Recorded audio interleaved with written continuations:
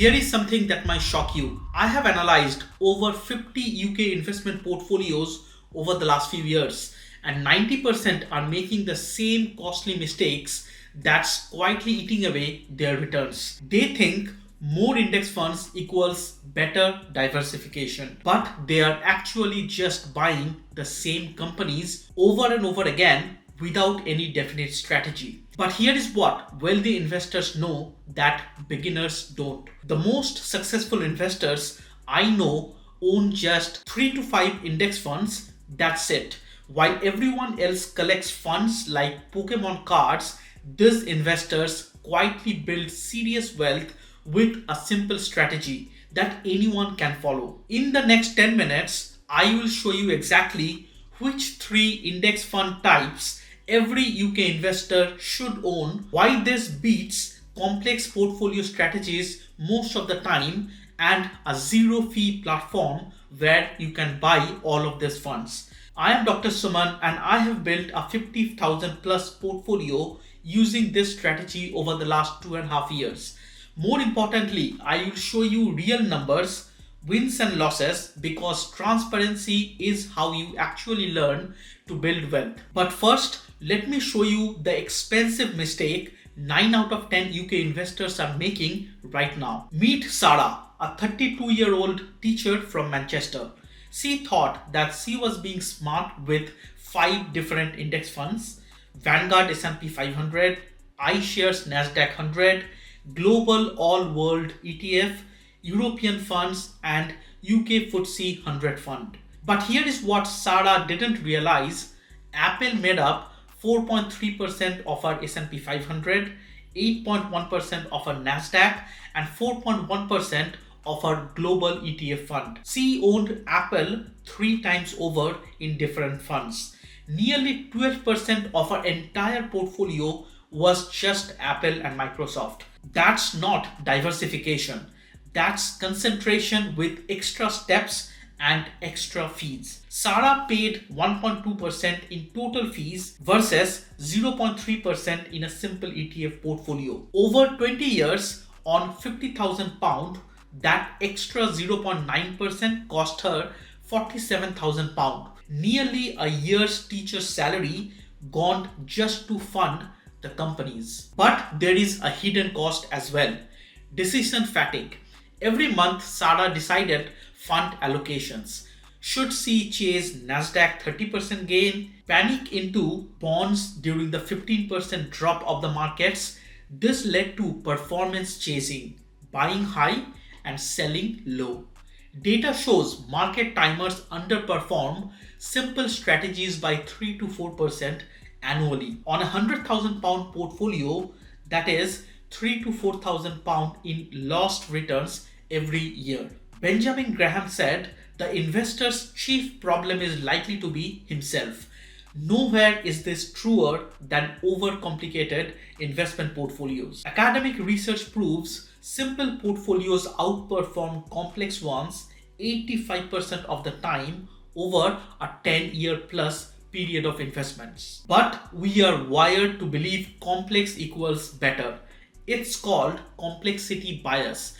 New investors spend weeks researching the perfect portfolio, reading about small cap tills and factor investing. They feel smart, but it usually leads to worse results over a long term. Let me quote a famous study here.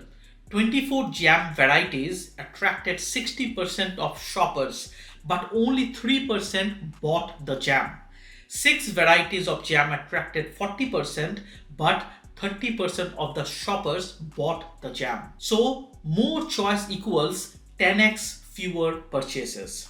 And this is also true for investment products. Warren Buffett's advice for 99% of investors is 90% S&P 500 and 10% in bond. Just 2 funds is good enough for most investors. Vanguard analyzed 58,000 portfolios over 10-year period. Portfolios with 3 to 4 fund beat 10 plus fund portfolios 85% of the time. Why?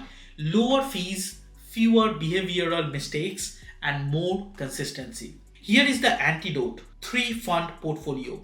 one for global growth, one for dividend, and one for either stability or to supercharge your growth using thematic funds. In this portfolio, there should be minimum overlap, maximum diversification across 4,000 plus companies in over 50 countries around the world. Let me show you exactly the strategy behind my £57,000 ISA portfolio. Real fund, real money, and real results. I will be talking about the broad category of fund here so that you can use your research and build your own portfolio. These funds are not recommendations and you should do your own research before investing your money in any of these products. I am simply giving you some insights about building an ETF portfolio. This is not financial advice and I am not a qualified financial advisor. If you want financial advice, then please go check out unbiased.co.uk where you can search for qualified financial advisors as well as many other professionals that can help you manage your money better. Please check out the link below in the description. I will be transparent here. I have around 33% in Nasdaq 100, which has gone up to 76% since I started investing 2.5 years back. But I won't recommend this for beginner investors. It's concentrated in US tech. If the tech crashes, I am hammered. I monitor my portfolio closely and I can change my funds literally within 2 to 3 days if I want to. Instead, choose between two global fund options. First one is Vanguard FTSE All World or VWRP. This is the accumulating version of the fund and VWRL is the distributing part of the fund. Now, if you are not clear about the meaning of these terms, accumulating means all the dividends of this fund will be reinvested into the fund and you are not going to get any regular payouts. Whereas the distribution part means that you will get regular dividends which will come into your investment account from this fund. And then you can either reinvest those dividends or you can just take the money out. In general, if you are investing for a long term and you are chasing growth of your portfolio, then you should prefer accumulating version of the fund. In this global fund, you will have more than 3,700 companies across 47 countries. The total expense ratio is 0.22%, which is the fee for the fund. And this fund includes both developed market as well as emerging markets. Another global fund option is iShares Core MSCI World or IWDA. This fund has 1,500 companies across 23 developed countries only. The fees is 0.2%, but here there is no emerging market exposure. Another new global fund option nowadays is FWRG or Invesco FTSE All World accumulating version. The reason for popularity of this fund is lowest expense ratio of 0.15% compared to the Vanguard fund. VWRL gives you everything. Apple, Samsung, ASML. When you invest £1,000, £43 goes to Apple, £38 to Microsoft. You own all the American tech giants, Japanese manufacturers, European luxury brands. This is a good option as a foundational ETF for your portfolio. S&P 500 fund like Vanguard S&P 500 accumulating version or VUAG or VUAG could be an option here if you are sure that US will outperform the global market over the next 10 to 20 years. Now, I don't have a crystal ball, so I don't know whether the global market will do better or US will do better. So unless you have a strong opinion, then it's better to stick with the global market because US is already a dominant market amongst the global market. So you will still capture the growth of the US market if you're going global. But if you're going US market like S&P 500, but over the next 10-20 years, if some other country does better than the US, in that case, you will miss that outperformance. The second fund that we'll talk about now is a dividend fund or dividend anchor. You can allocate 15 to 25% based on your personal circumstances. In my case, I have VanEck dividend leaders, but you can choose some other dividend focused ETF as well, particularly as a UK investor. Unfortunately, in the UK, we don't have ETF like SCHD, which is a Schwab's dividend fund, extremely popular in the US, and there are lots of YouTube videos talking about this SCHD fund. But as I said, this is not available to UK investors. So for an UK investors, the options are Vanguard FTSE All World High Dividend Yield, or VHYL. This is the distributing part, and VHYG for the accumulating part. This fund tracks the FTSE All World High Dividend Yield Index with a total expense ratio of 0.29%. Dividend yield was 3.14% when I last checked. The fund is quite big with almost 4.5 billion in assets. For the VHYL fund, it includes companies like Shell, AstraZeneca, Unilever, and many of the European giants. TDGB, or VanEck Morningstar Developed Market Dividend Leaders Fund, which I currently own, is a distributing only fund. Expense ratio is 0.38%, which is a bit high, and the size is 2 billion. The latest dividend yield is 3.96%.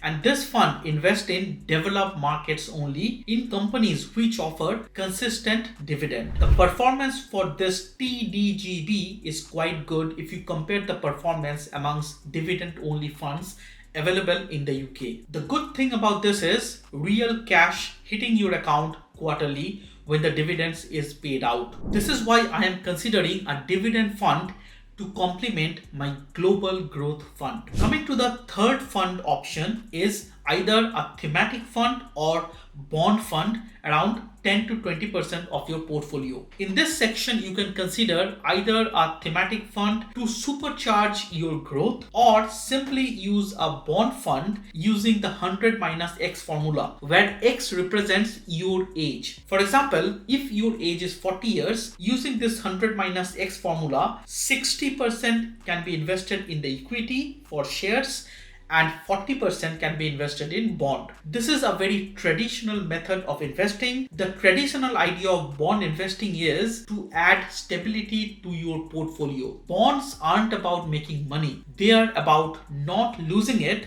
when you need stability, particularly if you are someone who is not comfortable with market volatility. In 2025, I personally prefer gold instead of bond as a part of my portfolio, and gold has performed really well over the last 6 months. An example of a bond fund is Vanguard Global Aggregate Bond, or VAGS. This fund invests in a diversified portfolio of global bond, including government and corporate bond. This includes a diverse range of bond from both developed as well as emerging markets. The fee is 0.10%, and this fund is pound hedge, so suitable for UK investors. As I said, I myself invest in gold ETF through the iShares Physical Gold ETF, or SGLN. I also have US Healthcare ETF, Indian Market ETF through the Franklin FTSE India ETF, and over the last few years, I have also invested in other thematic funds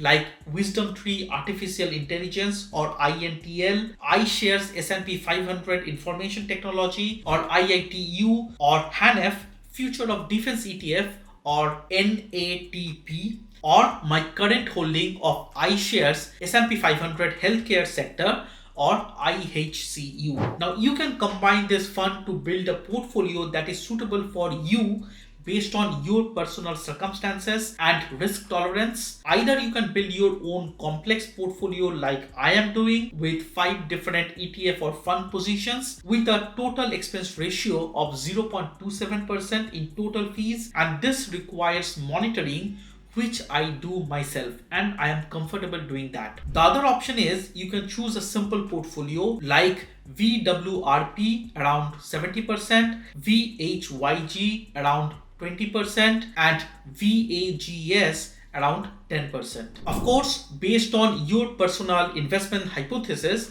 you can change these percentages. In this case, the fees will be around 0.18%. You can set regular investment and forget about the portfolio for the long term. You might be someone who is not very comfortable doing this on your own. In that case, you can use Invest Engine Life Plan Funds or Manage Portfolio, where you simply answer some questions and their investment team will build a portfolio and will invest your money. In return, you will be paying a small fee. My portfolio works but needs more decision making. Start simple, you can add complexity later once you master your basics. 4 mistakes to avoid when you are just starting out. Number 1 is checking your portfolio daily. I used to do this and nearly went mad. Number 2 is just one more fund. Resist the urge. Stick to 3 to 5 for a long time. Number 3 is panic selling crashes. March 2020 taught me crashes are sales, not disaster. And number 4 is currency confusion.